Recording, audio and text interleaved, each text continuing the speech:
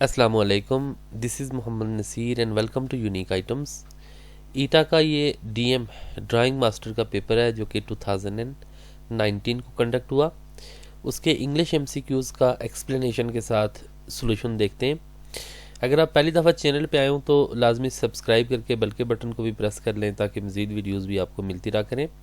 इस तरह के एमसीक्यूज़ आपको ईटा, एनटीएस, जेके पीएससी, एफपीएससी, पीपीएससी वगैरह के एग्ज़ाम्स में यूज़फुल होंगे। तो चलिए शुरू करते हैं। Choose the word nearest in meaning to fishy. Fishy जो वर्ड है उससे मिलता जुलता वर्ड यहाँ पे मीनिंग्स जो दे रहा हो same. I like a fish, credible, believable या क्वेश्चनेबल। तो फिशी जो वर्ड है ना, तो इससे मुरादी होती है कि ऐसी चीज़ जिस पे कोई सवाल उठाया जा सके, यानी क्वेश्चनेबल। तो राइट आंसर यहाँ पे डी होगा। The phrase be all ears means be all ears, having long ears, listen with interest, suspect something, being good listener। तो be all ears का मतलब होता है कि listen with interest, यानी कि दिलचस्पी के साथ कोई चीज़ सुनना। बी आंसर होगा। The students were dash and the teacher therefore did not take the class. The students were only few, alas few insufficient। तो ये जो insufficient और less words है ना, तो ये uncountable nouns के साथ यूज होते हैं। यानी स्टूडेंट्स तो काउंटेबल है ना, जैसे मसलन लेस वाटर, लेस मिल्क, इस तरह से जो अनकाउंटेबल चीज़ें होती हैं, इसी तरह इनसफिशिएंट वर्ड अनकाउंटेबल चीज़ों के साथ यूज़ होता है। और ऑनली फ्यू ये दुरुस्त नहीं है, ऑनली के साथ अ फ्यू यूज़ हो सकता है। आर्टिकल अगर हो ना फिर तो ये ठीक हो सकता है। तो यहाँ पे द स्टूडेंट्स वर फ्यू यानी कि कम तादाद में थे, तो इसलिए टीचर ने क्लास नहीं ली, ये दुरुस्त यहाँ पे जवाब होगा।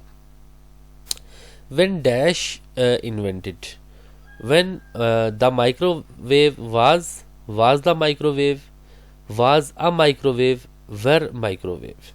तो व्हेन वर माइक्रोवेव इन्वेंटेड, ये वर यूज़ करने की ज़रूरत नहीं है क्योंकि हमने फैमिली का बताना है, हमने काइंड का बताना है कि कोई एक किस्म की चीज़ जब इन्वेंट की गई ना।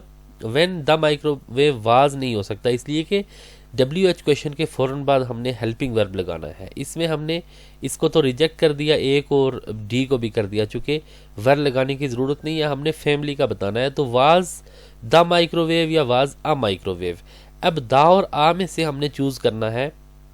जैसे आप देखते हैं the earth, the moon, the radio, the television, तो ये एक काइंड जब आप बताते हैं तो Adam was the first man. The first man से मुरादी है कि पहले इंसान थे, यानी कि इस जैसी कोई और चीज़ दुनिया में नहीं है। इसी तरह टेलीविजन जैसी कोई और चीज़ या रेडियो अपनी एक काइंड है। इसी तरह माइक्रोवेव भी जब आप जनरली उसकी काइंड आप बताते हैं ना, कोई चीज़ बताते हैं कि ये एक फैमिली है, तो व्हेन वाज द माइक्रोवेव, फिर दा का आप इस्तेमाल करते हैं। तो आप वैसे तो ये भी कह सकते हैं कि I have a microwave, I have a radio, लेकिन जनरली आप कहते हैं ना I listen to the radio, यानी कि उस काइंड को आप बताते हैं ना। रेडियो से मुराद ये नहीं है कि आपके घर में जो रेडियो है वो है। तो रेडियो जनरल एक टर्म है, तो उसके साथ है द इस्तेमाल होता है। इसी तरह माइक्रोवेव के साथ द इस्तेमाल होगा। Find the odd word out, इनमें से हमने डिफरेंट वर्ड निकालना है। कॉर्पोरल, कैप्टन, मेजर और कॉलोनल। ये जो मेजर, कर्नल, कैप्टन ये होते हैं ना, ये आपके ऑफिसर कैडर के जो होते हैं ना, ऑफिसर कैडर होता है ये, यानी कमीशनड ऑफिसर्स होते हैं। जबकि कॉर्पोरल जो है तो ये नॉन कमीशन ऑफिसर होते हैं, ठीक है, ये इन्होंने कमीशन नहीं किया होता। तो ये ए यहाँ पे डिफरेंट है इनमें से, बाकी सारे ऑफिसर्स हैं और ये अदर रैंक्स में आता है। Dash knocked at the door, तो यहाँ पे डैश में हु आएगा, who knocked at the door. How, which, home ये हम रिजेक्ट करेंगे। किसने दरवाजे पे दस्तक दी, तो हु आंसर होगा। Feel good means to, feel good से क्या मुराद है? Show goodwill to someone, become happy or confident, no or sense something, move along very carefully. तो अब देखें फील गुड अच्छा महसूस करना, यानी बिकम हैप्पी आर कॉन्फिडेंट, तो ये यहाँ पे राइट आंसर है। देखिए शो गुडविल टू समवन, ये अच्छा महसूस करना तो नहीं है ना। नो आर सेंस समथिंग, ये भी ये गलत हो जाएंगे, तो बी आंसर होगा बिकम हैप्पी आर कॉन्फिडेंट। यहाँ पे make coffee please he said to me, तो he asked me to make coffee answer होगा। बाकी आप देख लें, he asked me making, asked me making coffee, asked me to आता है, ठीक है। Asked me to make, ask me, यहाँ पे ईडी नहीं लगा हुआ। इसी तरह ही asked me to made, to के बाद फर्स्ट फॉर्म आती है, इसलिए बाकी रिजेक्ट हो जाएंगे। तो ए हमारा आंसर होगा, asked me to make coffee.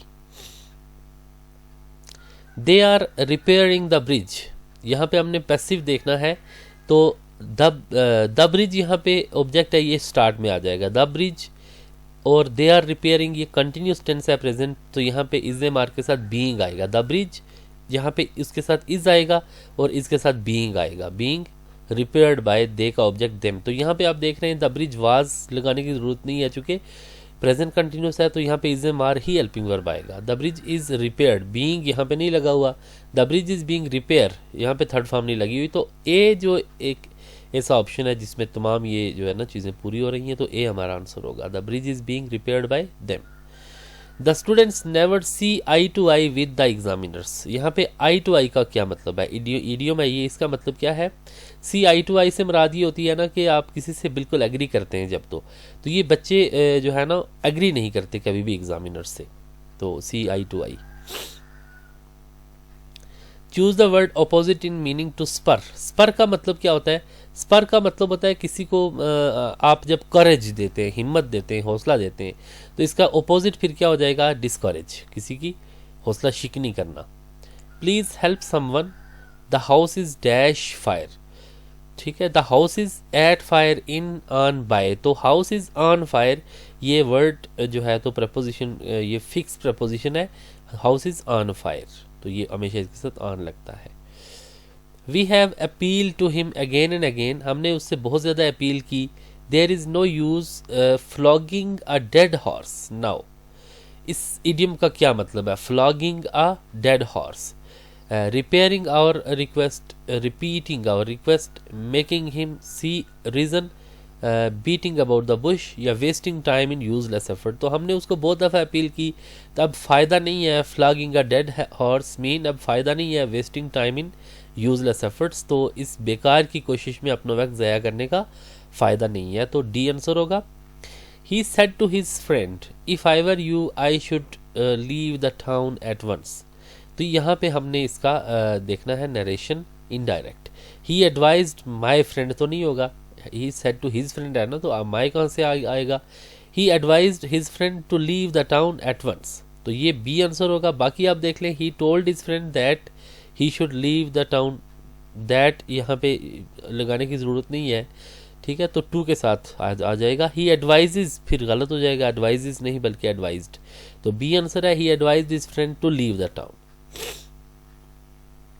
Next है, he has not missed a single match since, उसने बिल्कुल सिंगल एक मैच भी मिस नहीं किया, कब से, सिंस के बाद आप देखें कि एक स्पेसिफिक टाइम की बात होती है ना, तो ही हैज़ के बाद फिर दोबारा ये इस तरह टेंस राइट स्ट्रक्चर नहीं बन रहा, और उसके अलावा सिंस के बाद आप स्पेसिफिक वो बताते हैं ना कब से, since he joined the team, he has started playing, he has been playing, he has joined the team, तो इस तरह से आप बोलते हैं ना, he has not missed a single match since he joined the team, ठीक है, सिंस ही जॉइंड वो एक ख़ास वक्त जब से उसने शुरू की टीम ज्वाइन की, उस वक्त से उसने क्या किया, ही has not missed a single match, तो ये हमारा जो है ना तो स्ट्रक्चर बन जाएगा सी।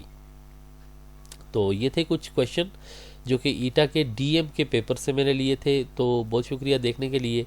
होपफुली इस लेक्चर से आपको इंग्लिश ग्रामर की कुछ नई चीज़ें, कुछ चीज़ें क्लियर हुई होंगी, तो बहुत बहुत शुक्रिया। फिर आपसे बहुत जल्द किसी नई वीडियो में मुलाकात होगी, तब तक के लिए अल्लाह हाफिज़।